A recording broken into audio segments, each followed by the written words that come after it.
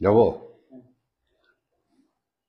প্রিয় দেশবাসী, ভাই ও বোনেরা, আসসালামু আলাইকুম। আজ দুঃখ ভারাক্রান্ত মন নিয়ে আপনাদের সামনে এসেছি। বাংলাদেশের সার্বিক পরিস্থিতি আমাদের সকলকে ব্যথিত করে চলেছে। চারপাশের বাতাস ভারী হয়ে উঠেছে।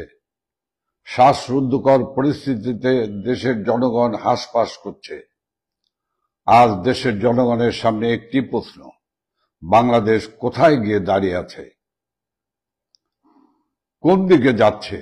দেশি বিদেশি ষড়যন্ত্রের মাধ্যমে জননেত্রী, সফল রাষ্ট্রনায়ক শেখ হাসিনার নেতৃত্বে পরিচালিত সরকারের হটানোর মাধ্যমে বাংলাদেশ তার গতিমুখ হারিয়েছে। আর্থ সামাজিক অর্থনৈতিক অগ্রগতিতে আন্তর্জাতিক পরিমণ্ডলে বারংবার প্রশংসিত